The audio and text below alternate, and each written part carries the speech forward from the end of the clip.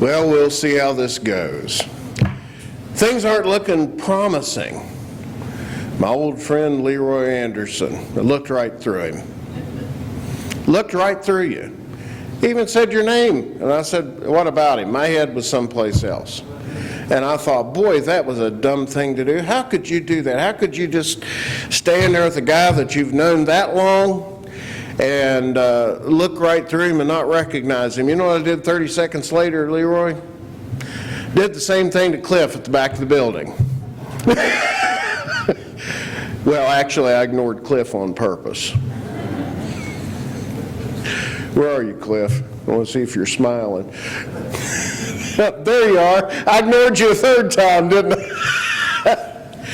All right, so I'm supposed to talk about fossils. And no, I'm not going to make any jokes there. Those are too easy. But I am going to tell you this. Obviously, I don't have a science degree. I have spent a number of years, and I'm going to be doing that again in the near future, teaching from Genesis. And so I found it helpful to kind of review and refresh the things that I'd learned from some people who knew their way around these issues back then. So I have tried to keep up over the years. And the other thing that I'm aware of is that some of the things that I might otherwise talk about are being discussed at other points this week. For instance, somewhere along the line, we may be talking about the age of the earth. I don't want to deal with that extensively because I know you've already studied it. But this I do want to say at the outset. And I am going to spend a few minutes on this, and you may wonder why. I'm going to talk to you about, well, there's a big word for it, aletheology. It means study of truth. I want to talk to you about that for a moment because I believe that we really have to come to grips with how things are verified or contradicted, and I want you to be aware of what a minefield that it really is. And let me explain to you, and here's where we're going to talk about the Bible some. Obviously, there are no references to fossils anywhere in the Bible, but I want you to see what I'm talking about before we move on in the discussion, because I think that groundwork and that foundation has to be there. And again, we ask, what is true? And on paper, it should be easily verified, contradicted. Everybody should be on the same page, right? What's reality? Reality looks nothing like that. Now, I want to begin with a text that I think addresses this, and it's in Romans chapter 1, verses 20 through 22. It reads, "For the invisible things of him from the creation of the world are clearly seen, being understood by the things that are made, even his eternal power and Godhead, so that they are without excuse." Now, you're looking at that, you're thinking, where's the word truth in that verse? Well, the word truth isn't actually there, but look at what he's saying. He is saying there is a method to reason from evidence in order to reach not any conclusion, but one particular conclusion. The invisible things of him, we're talking about God. The invisible things of him from the creation of the world are clearly understood, being understood rather, by the things that are made. In other words, there is and ought to be a conclusion that somebody can reach from dealing with evidence. And he says, so that they are without excuse. That is, people who are rejecting evidence. And then he goes on from that point, and he says, for the invisible things of him from the creation of the world clearly seen, being understood by the things that are made. I have to go back to the beginning. Even his eternal power and Godhead, so that they are without excuse. And I just totally blanked out on that verse after I talked about it. Let me turn there. That's why I carry the Bible up in here in case I do a dumb thing like that. Where am I? Verse 21. Oh, yeah. Because when they knew God, they glorified him not as God, neither were thankful, but became vain in their imagination. Their foolish heart was darkened. And then he says, professing themselves to be wise, they became fools. So why isn't this a foolproof process is my question. I'm going to give you 4 reasons how this gets off track. Number 1, our emotions get in the way. Does the Bible talk about that? Well, yeah, it sure does. In fact, in this same chapter, if you go down to verse 28, he says, even as they did not like to retain God in their knowledge, God gave them over to a reprobate mind. New King James, I think, reads debased mind, to do those things which are not convenient. Proverbs 14, verse 12, there's a way that seemeth right unto man, but the end thereof are the ways of death. Number 2, emotions get in the way. Number 2, sometimes we have an agenda that prevents our reaching the conclusion that we ought to reach. Now, tonight we're talking about matters that are, well, we'd say are scientific in nature. There are those, I don't want to paint with too broad a brush and say scientists say all sorts of things all over the spectrum. There are people who are telling me today the great thing about being a person of science is that you don't have an agenda.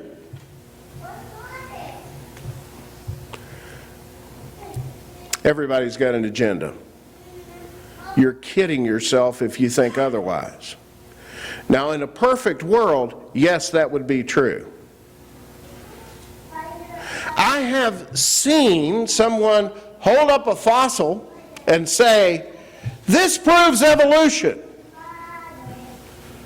with no explanation whatsoever of how that might be. So you're saying that you don't have an agenda, Dan? I sure do. I absolutely have an agenda. My agenda is I'm a believer in God and a believer in the Bible. Now, to some, that means I'm incapable of reasoning correctly and finding truth. I don't think that is so, and I think it is a great thing and a helpful thing if we do recognize our own prejudice and our own agenda. I think it makes you deal with facts a little more fairly if you at least will concede that all of us have both emotions and an agenda. So if I were to hold up a fossil tonight and say this proves God, really that would be as miserable a failure as holding one up and saying this proves evolution. What is supposed to happen is we view this evidence and we try to reason from it, and I'm going to get back to a few moments the difference between actual proof and reasoning correctly about things that we ourselves did not witness. But sometimes there is an agenda in place. In Acts chapter 19, verse 36, I'm just giving you that as an illustration. There was something that happened to Paul, and this happened in the city of Ephesus.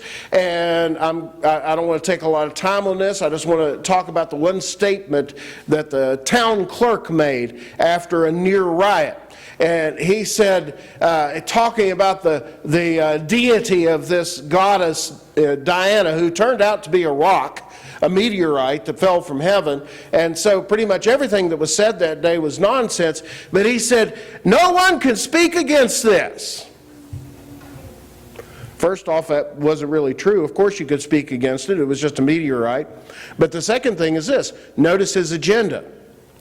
Demetrius the silversmith let that cat out of the bag when he said, fellows, our living is in danger if they convince people that there's one God and it's not this goddess or a rock that we turned into a goddess. Okay? Did he have an agenda? Absolutely. Did he deal with truth or with evidence and find truth? No way. So you've got emotion can get in the way. You've got an agenda that can get in the way. The third thing, and now I think we're getting closer to how this affects the study of fossils. I just made up this phrase the other day, used it on Andy. He didn't laugh, so I guess it works. But we were talking about a similar issue with a mutual friend of ours, and the phrase that I used is a preponderance of claims.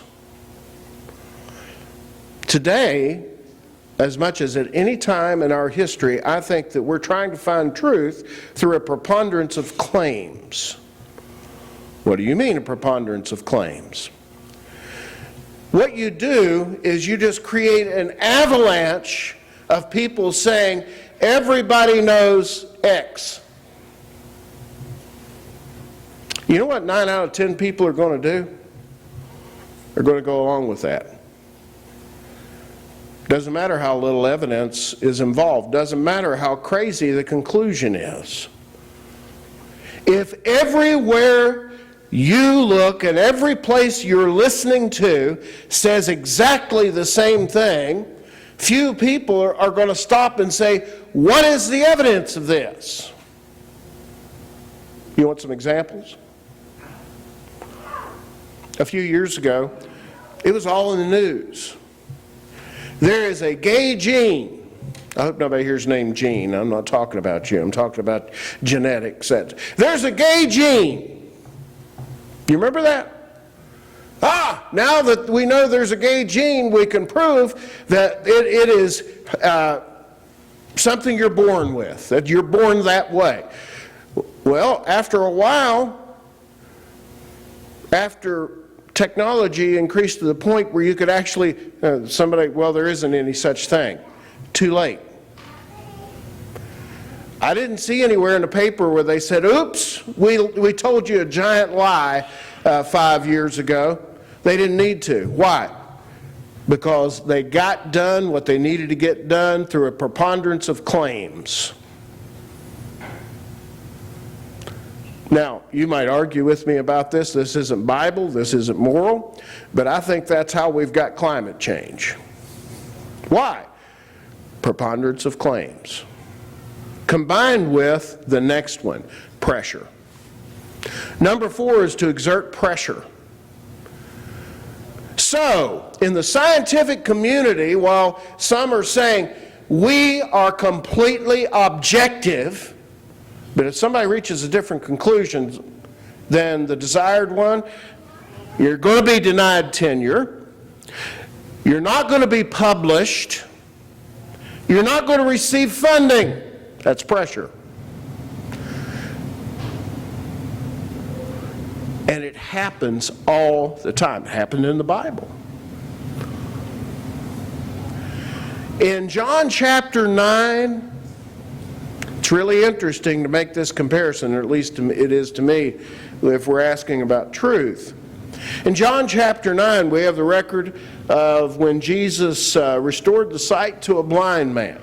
They come, that is the enemies of Jesus. First off, they accost him, then they ask him various questions. They pull his parents aside, ask them some questions, and basically they didn't even want to deal with it. They said, he's of age, go ask him. And they come again. The language they use, to me, is hauntingly familiar to some of the things that I hear today. And you can even call this preponderance of claims, but I believe that there was pressure being exerted as well. In verse 24 it says, they called again the man who had been blind, and notice what they said to him.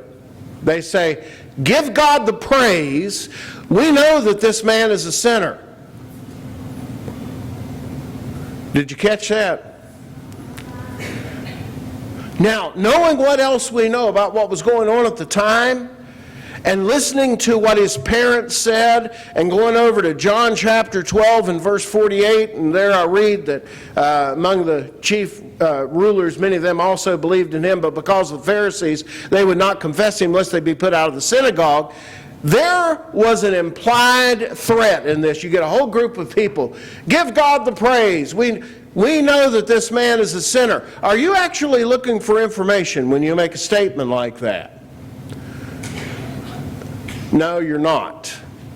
You're saying, sign off on this. This is truth. And yet there's no evidence offered whatsoever of their position, nor does there need to be. You reach a point where people believe, I don't have to offer any actual proof. We just get everybody on the same page saying the same thing, and that works for most people. And so your kids, your grandkids go to school.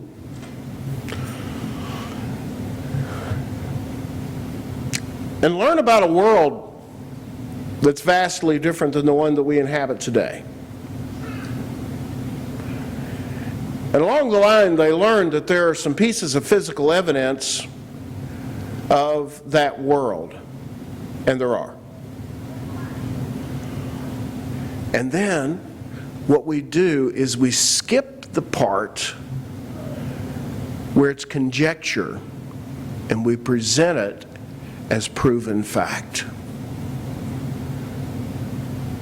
So that's what we're here to talk about for the next few moments. So, number one, probably most of you know about fossils. Maybe some of you have collected some fossils.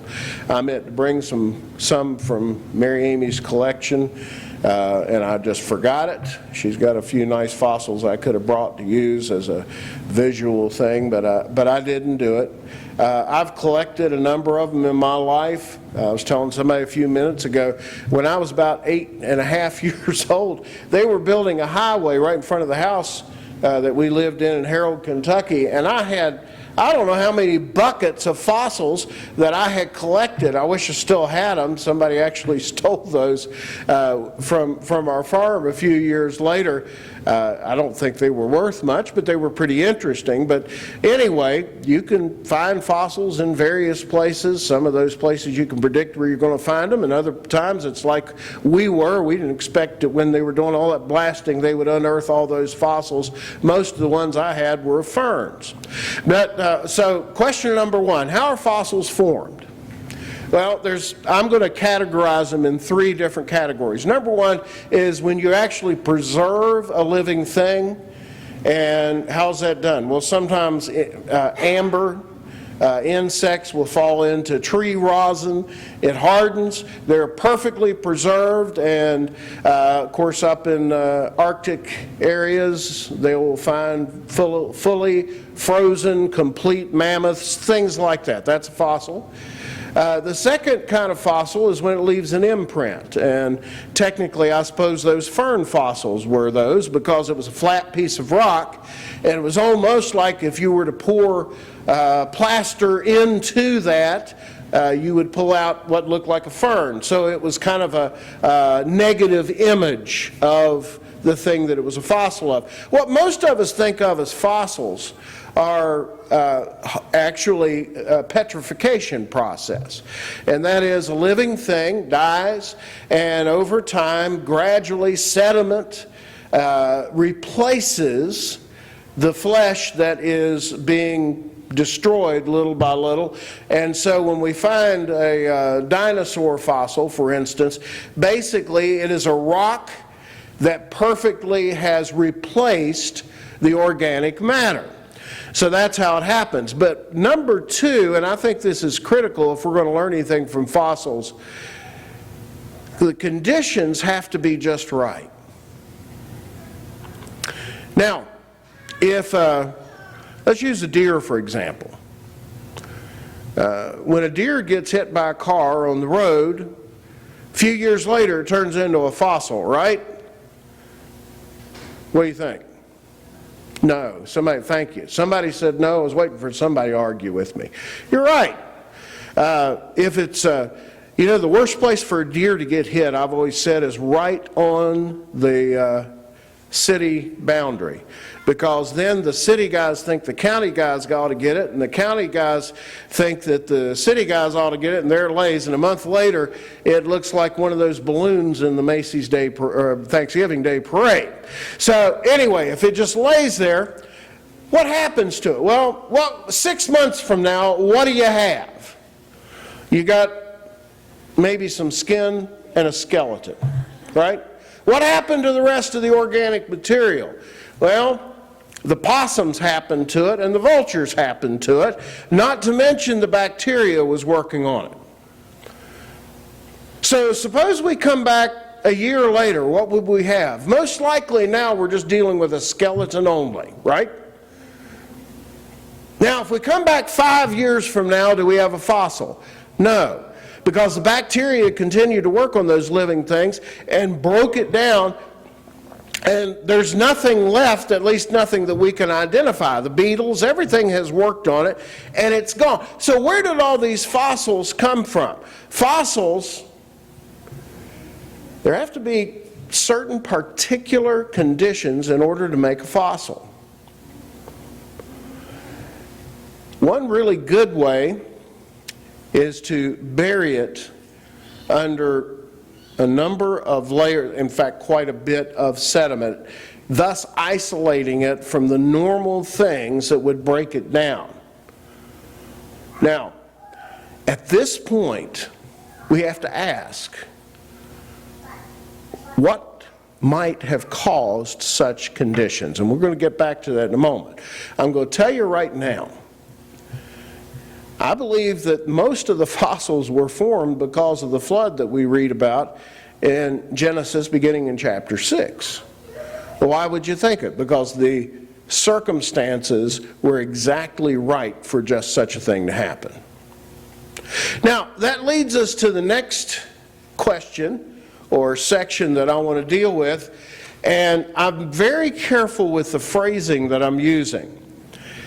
I'm not saying, what do fossils prove? Because the truth is, a fossil doesn't prove anything in and of itself. Remember I said a few moments ago, I've heard people say, well, this is foolish that you believe in the Bible. Look at that fossil. Well, you really didn't prove anything. Yes, I see that fossil. Yes, I agree. That is the representation of a skeleton of an animal or a tree or a plant or whatever it might be. I agree, it's there. How did that prove anything? Well, it didn't. You see, when we're trying to prove things, we have to deal with actual evidence. Now, we are being presented with some evidence that requires us to reason a particular way about. So the way that I'm going to phrase it is this: of what are fossils evidence? Well, there are some things that I think we can say with confidence that the existence of fossils are evidence of. Number one, that there was an explosion of life. Now, there are two ways to interpret what the evolutionist agrees is an explosion of life. They say it's an explosion of life. It took place about 600 million years ago. And we would reply, that's not really an explosion of life. That represents a time in which all of, or virtually all of the life that existed was destroyed. We'll come back to that in a moment. But we would certainly agree, if you look, here's no fossils, and suddenly all kinds of fossils. Number two, of what are fossils evidence? They're evidence of fully formed living creatures. Okay? When we reach that so-called explosion of life, by the way, no, not all classes of animals are found at the same depth. But again, we have to ask, what's that evidence of? Well, the evolutionist says what we're seeing is very simple organisms at the first, that's several million years. Then several million years later, we have more complex organisms, and then several million years later, or hundreds of millions of years later, we have more complex organisms, and so on and so forth. If one accepts that the flood of Noah, as reported in the book of Genesis, is reported accurately, there is another model that we might explore, that being that the more mobile, the stronger, the faster, and maybe even the smarter animals would probably last a little longer in the flood than simpler organisms. And which one is correct? It probably depends on the view that you bring to it. Somebody says, well, really it shouldn't, because science is always after truth. Don't kid yourself. Again, I think I've said this twice, I'm going to say it a third time. Everybody has an agenda. Aldous Huxley, the famed humanist, once said his problem with theism was, quote, it interferes with our sexual freedom. Well, he told me everything he needed to know. What he's saying is, I don't like the Bible because the Bible says no, therefore I'm going to reject the Bible and thus everything else with it. Don't kid yourselves. People demand that the theory of evolution be taught in schools without any competition because of two things. Number one, the implications of it. Number two, because it can't stand competition. By the way, I am a non-believer in evolution in part, yes, because I don't see the Bible, I don't see any way that we can reconcile it to the theory as it is presently construed. The other reason I'm against it is really, to say this bluntly, it's nonsense that lacks evidence. Even if the Bible said nothing about it, this thing is a mess. That's why I'm against it. Well, why are other people for it? For the same reasons I told you a moment ago. But let me return again to what does it prove. Number three, and this is a big one, and this one is conceded by our opponents. There's a problem with transitions. Now, if evolution is correct, and if more complex life forms descended from simpler life forms over periods of millions of years, gradually, all the way back to the time that we get a relatively genetically simple animal like a frog, and then back even before that till we have just very, very simple organisms like the kind that you used to look at under a microscope maybe in school and drop water. That's your great-great-great-great-grandfather. But here's the problem. Somehow or another, all these transitions lived, died, changed, and left no trace behind. Now, you may think that I'm overstating this. Dr. Gould, Stephen Jay Gould of Harvard, owned up to this a number of years ago. You see, back in Darwin's day, the study of antiquities through fossils was pretty new. Darwin himself predicted we'll find all these transition fossils. You've heard of the missing link. We always apply that to humans. Now, it's still missing, but the problem is all the other links are missing too. All of them. Not one, all of them. I'll talk to you about some that have been proposed in a moment. They're all missing. Somehow or another, we go from one fully complete organism here to another of a completely different kind, and over a period of millions of years, none of them left any evidence. Wow, what terrible luck for the evolutionist. Well, actually, luck has nothing to do with it. There are no transitions. So Stephen Jay Gould said, well, there are no transitions. So you might think, well, then he rejected evolution and became a creationist, an advocate of intelligent design. No, you'd be disappointed if you think that. No, he came up with a theory called punctuated equilibrium. I don't know if you've ever heard of it or not. But he said, well, since there was nothing in between, there wasn't anything in between. How's that? So now, instead of a reptile gradually over millions of years becoming a bird, you have two reptiles, they mate, they lay a clutch of eggs, and there's 9 eggs, and 8 of them were lizards, and 1 of them was a chicken. And I'm not exaggerating. That's what he said happened. He didn't say chicken, but you get the point. Yes, that happens all the time. No, it doesn't happen not once ever, but that's what he believed. But here's my point. You might say, well, that's a scientific viewpoint. Do you realize that what I believe is as far from standard evolution theory as what Stephen Jay Gould believed. Do you realize that? But they don't have a problem with that. They have a problem with what I have to say on it. Why? Not science. Okay, I'll concede that, but is that the real reason, or is it because it has some implications you don't like?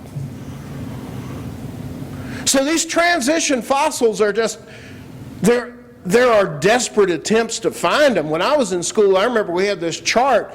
You remember the little tiny horse? I think it was called an Eohippus, and 4 or 5 in between till you get to the modern horse. Wow, that's great. I wondered about it. I didn't ask anybody when I was in school. 20-some years later, I came to find out they made it up. They're all horses. There was no evolution from a previous animal into a horse. They're all horses. Are they different kinds of horses? Yes. Do we have different kinds of horses today? Yes. Do we have different sizes of horses today? Yes. Nothing. Proved absolutely nothing. You ever heard of an Archaeopteryx? An Archaeopteryx is supposedly a transition between reptile and bird. 2 problems. Okay, you got, I don't know how many thousands, hundreds of thousands of fossils, and you have one transition, and problem number 2 turns out not to be a transition after all, after they put all those pictures of it in all of those science books. And what they end up with, and this is not original with me. I don't remember who I read it from.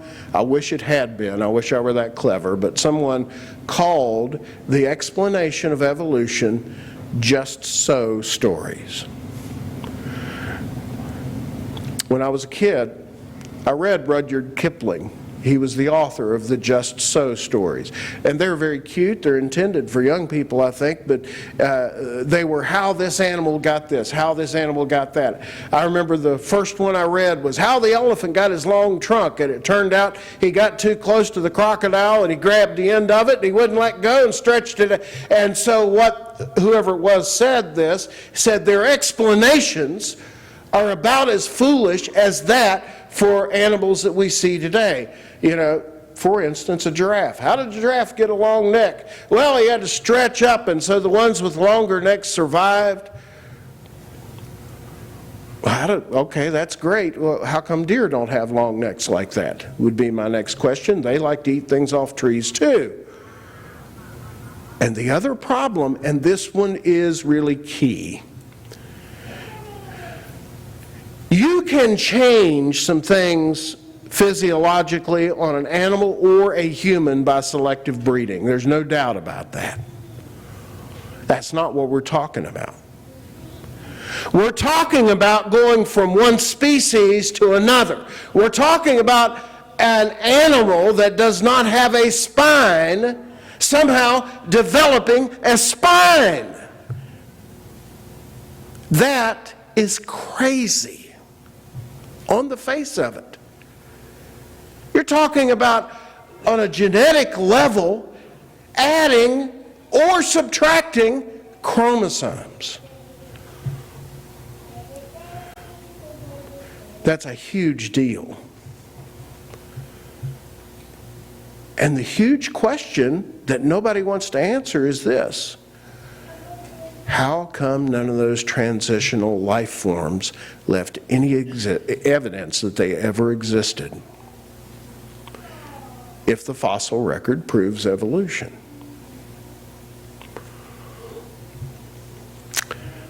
I never asked or paid attention. Am I quitting at 10 till? Okay, that's about what it's going to be. One more thing that it is evidence of is this. Now, a moment ago, remember I said explosion of life? I don't believe that it actually is evidence of that. I think it was an explosion of death, the flood. So one other thing that fossils are evidence of is that many life forms on this planet have become extinct. And of course, some of them have become extinct within human recorded history. The dodo, the passenger pigeon, a couple of examples. So do animals sometimes become extinct? Absolutely.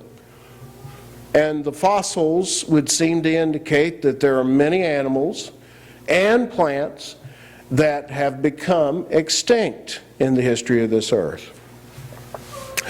Now, for the final thing that I want to lay on you, some math.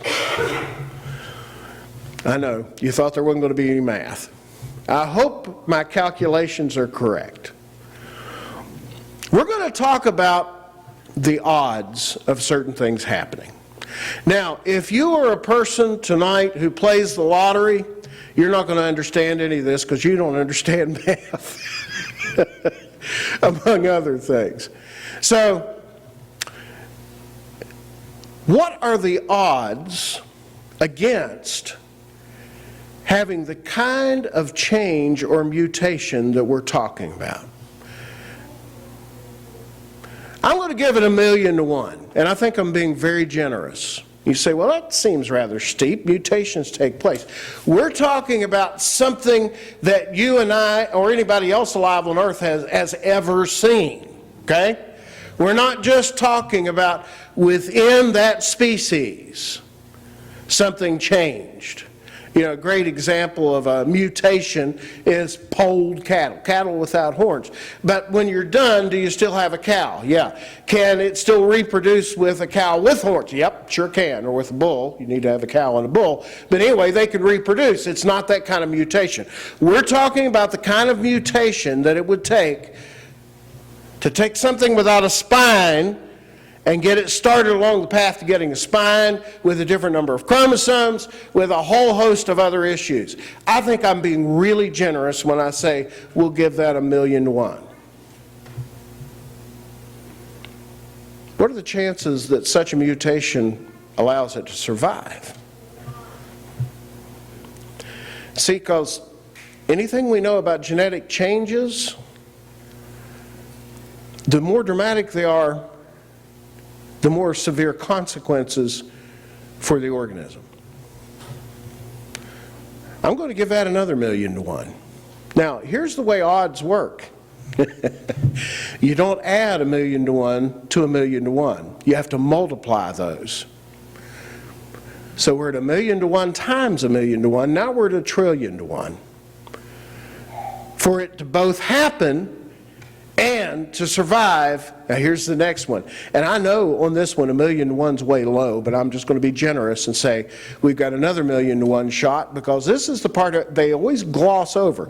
Because if you have this change, guess what else has to happen? You got to reproduce. That means if you're a male, a female has to have the same mutation as you, right? To get to this new species. It can't work for just one. Both of them have to have the same mutation, and it gets worse. It has to be in the same place at the same time. And it's a big world, folks. Now, there's not a name for this number, but it's 1 in 1 followed by 18 zeros. And I'm not done. The next part will make your head ache. Because there's 8.7 million species on Earth today. Guess what we have to do now? We've got to multiply 1 in 1 with 18 zeros behind it times 8.7, excuse me, 8.7 million. And we get a number that's 8,723 zeros behind it. I don't know if that has a name. I can tell you this much, and I'm speaking, I'm not speaking in a serious fashion what I'm about to say, but if you're an evolutionist and you nod your head, that's exactly what happened, and you're betting on 1 in 1, or rather 1 in 8.7 followed by 23 zeros, then I really want to play poker with you for money, because you don't understand how math works. I also want to say this. Don't you admire the faith of people who believe this? I mean, they've got some powerful faith to believe in something that no one has ever seen, for which there is no evidence. And yet they'll tell you that's exactly what happened. One earlier apologetics writer had a great line on this. I believe it was Henry Morris who said, the reason that most educated people believe in evolution is because they've been told most educated people believe in evolution. But it's not just that. It works for a whole host of things. Folks, I began tonight by talking about the nature of truth and how truth gets derailed. And it's not just this topic. You can apply that to any number of things. And sometimes we're awfully good at saying, yes, I wish everybody else could see it my way, when in fact we ourselves are wrong. Those things are common. But I want to say this to you. There is such a thing as truth. No, I'm not the repository of truth. Andy is not the repository of truth. But I've tested the Bible, and I've found it to be reliable. If God ever lied to us, if God had ever lied to us even once, we might have a reason to doubt him. But when I examine what the Bible has to say, both about the creation of the world, the creation of all the species of the planet, it instills me with the confidence to say that everything else that I've read there has been true that can be verified, so therefore this is, even though I cannot personally verify it. And I said all that to say this. If you're not a child of God, there's truth. Sometimes we have to overcome our emotions, our agenda. Sometimes we have to overcome pressure. Sometimes we have to overcome a preponderance of claims in order to get there. But truth has a unique ring, and it rings like a bell. Jesus said, he that believes and is baptized shall be saved. If you're not a child of God, it doesn't matter what we've heard, it doesn't matter what people have told us is true. That's what Jesus said, so that's true. And if you're not a child of God, that's exactly what you ought to do. Will you come as we stand and sing? God is the fountain.